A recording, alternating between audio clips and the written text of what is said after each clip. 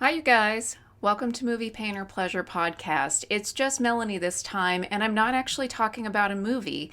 I was all dressed up and ready to go on another podcast. I even had my hair done today, and she had to reschedule and cancel at the last minute. So, that's show business. It happens in podcasts sometimes. So, instead of washing off my makeup and drinking that last Coors Banquet that I have in the refrigerator, I thought, well, I'll take a page out of AJ's book and do a video about my own journey with my health and the workplace. So if you go back to our Movie Pain or Pleasure podcast on YouTube or on streaming on Anchor, Spotify, and iTunes, you'll see a video that AJ did about being legally blind and some of the crap he's had to deal with in the workplace. And I wanted to share my own journey of getting ADA accommodations in the workplace. The ADA is the Americans with Disabilities Act, and we are all covered under it for physical or mental health needs. That's something that I encourage you to look into, and that's something I'm going to be talking about in this video. So last year was just a shit year for me. I was recovering from not one, but two knee surgeries, and I had a mental breakdown. And what I really wanted to tell my boss, but I couldn't, was that job drove me into a mental breakdown. I work for a healthcare organization, and working for a healthcare organization in the middle of the pandemic is not fun. Now, I am not a frontline healthcare worker, so I'm not even going to try to take credit or even say that I'm close to what they are doing. They are doing miles and miles of work that I can't even imagine. So I don't want any sympathy for that. I don't even want to be put in the same box as them. But I will say, even if you're working behind the scenes in a healthcare company during a pandemic, it can be pretty difficult. Stress is high, people are panicking, things change very, very rapidly. And all we hear is, oh, we appreciate you, just be resilient. Well, that's hard to do when you have depression, when you have bipolar disorder. I had pretty severe anorexia at the time too, and I've detailed some of that on my blog. You can read more about my mental health journey too. And at some point I got to a breaking point and thought, people have bent over backwards to accommodate me for my knee. There were things I used to do at the corporate office that I got excused from, basically because I couldn't drive for a while. I couldn't walk very well, couldn't walk up and down stairs very well. I'll tell everybody in the damn world that I've had knee surgery, but God forbid I admit to anybody that I have a mental health problem. Part of that is society and the societal stigma that we have against mental health, especially in the workplace, especially in the corporate workplace where I work, which is great money and great benefits, but you have to be a plastic, perfect version of yourself to get ahead. Or at least that's what I thought. I don't want to say that that's how anybody else treated me. I'm going to take responsibility for that and say that's the perception that I had. And that's the pressure I put on myself to be perfect in the workplace. So couple that with deep-seated mental illness that has been manageable up until now, but global pandemic and your body breaking in two can drive any girl back into starving herself. So I finally got to a breaking point and thought, fuck it, I'm going to tell my boss that I have mental health problems and I need something. I really just wanted to quit my job and just write books. I wish I could just do that, but I can't. I have bills to pay. So I wanted to have a conversation, and it took a lot of courage. It took a lot of, I want to say balls, but I don't have any. So it took some really strong ovaries to do that. And it shouldn't have to be. So I want to share some tips that I had on having a successful conversation with my boss in the workplace that you can share, that you can use if you need to. Mental health is health. It's just as important to us as our physical health is. So if you are struggling with a mental health problem that may be exacerbated by something in the workplace, or your workplace could be more accommodating, think about having that conversation with your boss. So I'm going to pull up some tips that I have. Hopefully you can still see me on camera. And I'm just going to read through these and say, this is what worked for me. Now, your relationship with your boss may be very different than what I have with mine. I already had a good relationship with my boss. So take this with a grain of salt. Take it for what you will, and adjust it, adapt it to whatever you need. And so I promise after this, after I get off the soapbox, we'll go back to cussing about videos and things like, about movies and things like that. We got a funny one coming up after this. All right, so these are 10 tips I have for talking to your boss in the workplace. So I'll just read a little bit of this article from Fast Company that I wrote last year. So regardless of how progressive your company is toward mental health, there are a few things you can do to plan for a conversation with your boss about your mental health needs. Number one, understand your rights. Understand the Americans with Disabilities Act about mental health conditions in the workplace. There are fact sheets online, there's information online that you can find and that you can share with your boss or with HR if you need to about your legal protections, job accommodations, and some practical tips for job seekers and employees who need some kind of accommodations in the workplace. And I will say, for me, it ended up being things like I could work from home for a longer period of time. I was excused from doing certain projects that were highly demanding and highly stressful. I won't go into all the details of what those accommodations were, but with the help of my boss and with HR and employee health, I got the help that I needed. And that is all thanks to the protection we all have from the Americans with Disabilities Act. Number 2, consult with your company's employee health department or human resources on your legal rights and accommodations for mental health needs. Again, you are legally protected by the Americans with Disabilities Act if you have a mental health condition and need some kind of accommodation in the workplace. Number 3, plan the conversation with your boss. Write down what you want to say and what you're asking of them. Now, that means you have the luxury of time. We don't always have the luxury of time, but I'll say whether you have 5 minutes or you have a month, try to plan ahead as much as you can. You'll probably be very emotional the first time you get it down on paper or on a computer screen what you really want to say. Like what I really wanted to say is, this job's driving me crazy. I'm starving myself. I'm miserable. I want to drink myself to death because I cannot take this pressure anymore. Well, you can't really say that and stay employed. And if anyone who knows me is watching, it really wasn't the job. It was just a combination of things that exacerbated my mental illness. So no, that is not what I wanted to say to my boss.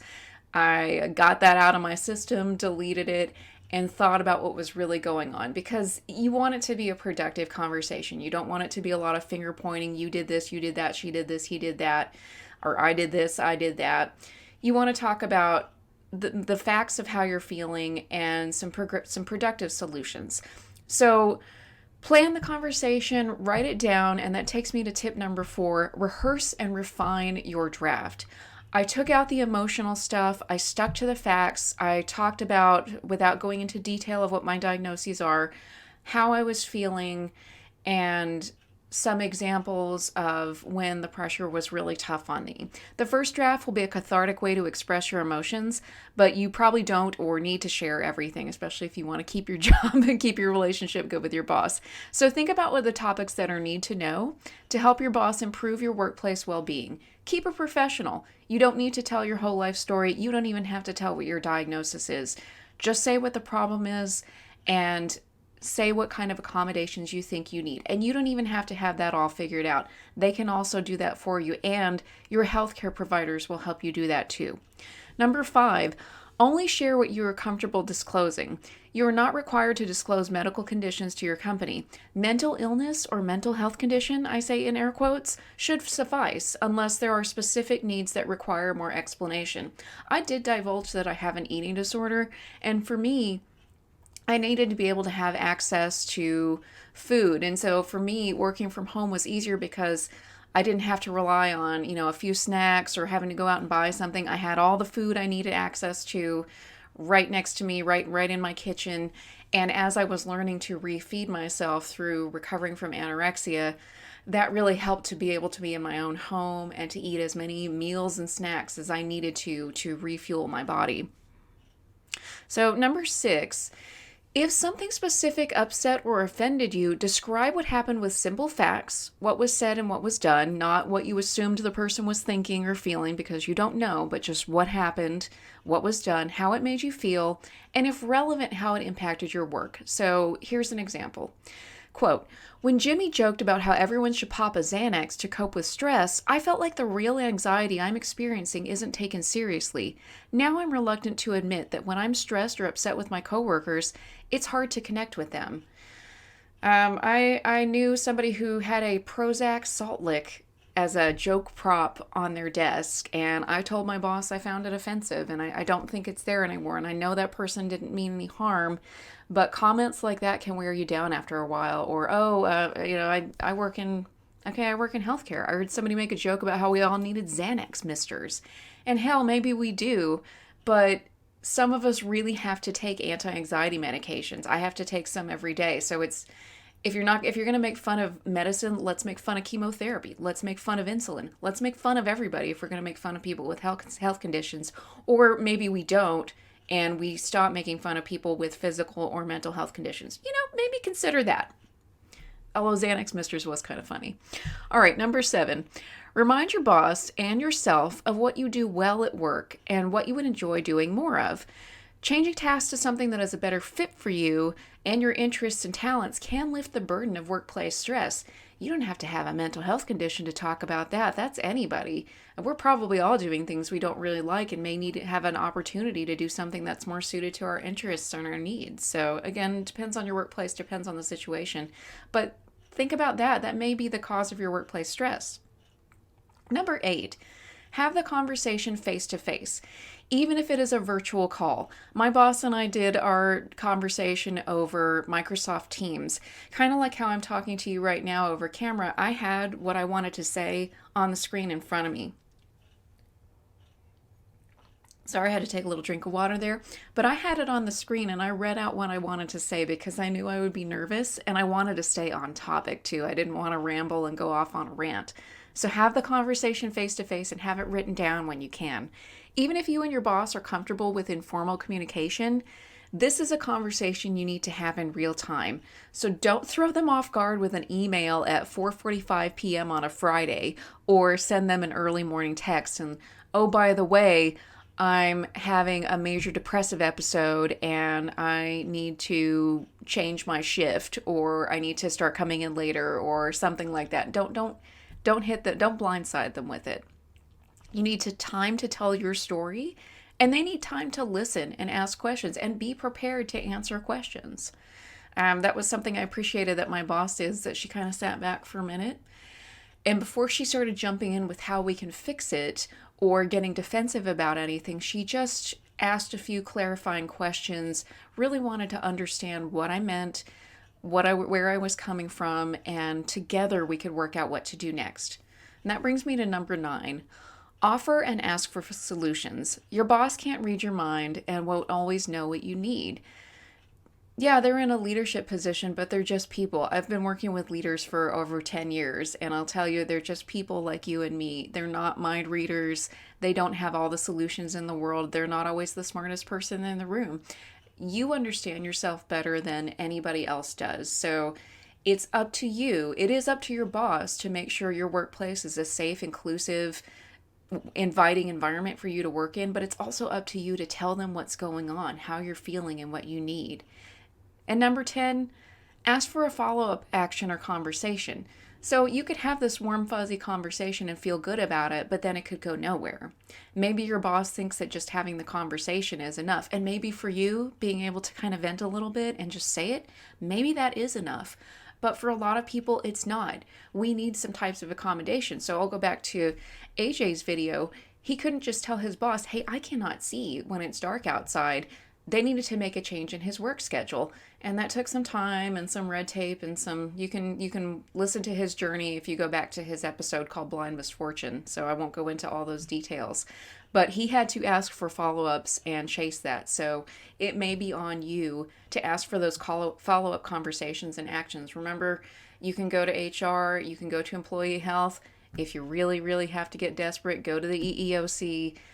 Contact a lawyer about the Americans with Disabilities Act. Hopefully you won't have to get to that place. Hopefully this conversation you have with your boss can save all those difficult steps down the road that people have to get to when things get out of hand.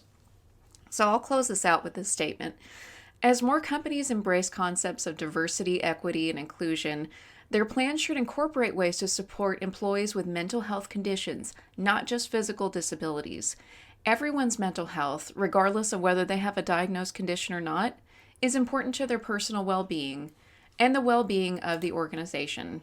So I hope this quick video has helped you either work up a plan to talk to your boss about having a mental health condition and what that might mean for you in the workplace, or if you are a manager and you're listening to this, know that your employees are not robots. They're human beings, just like you. And our mental health is just as important as our physical health. And sometimes we need a little extra help with it. So everybody, I don't think we're coming out of the pandemic, but we're getting into our second year of it. Please be kind and gracious to each other. Show yourself some grace, show yourself some compassion. Speak up for your mental health. Seek the help when you need it, and take the help when it's offered to you. So, thank you for letting me stand up on my soapbox since I did my hair and makeup today. And a couple of ways to reach us. And we'll get back to being funny and cussing about movies and stuff in just a moment. So you'll get to those episodes. So, how to reach me, you can find me at Melanie Gibson Author on Instagram. You can go to my blog, littleblackbelt.com, and I have about 15 articles on mental health, including the one I talked to you about today of how to talk to your boss about having a mental health condition in the workplace. You can read more of my story in my memoir, trying to hold it in front of the logo and that's not working. Kicking and Screaming, a memoir of madness and martial arts. It's available on Amazon, anywhere you want to buy books. If you want to support Jeff Bezos and his rocket, or if you want to buy it from something like bookshop.org or your local bookstore, that's up to you. You spend your money where you want to, but if you want to buy my book, I'll appreciate you even more. So again, how to find me, I'm on Instagram, I'm on my blog, littleblackbelt.com. How to find our movie podcast, Movie Painter Pleasure, is on Instagram. We're on Twitch, YouTube, Anchor, Spotify, iTunes, and as always, join my cult, be my victim. Bye.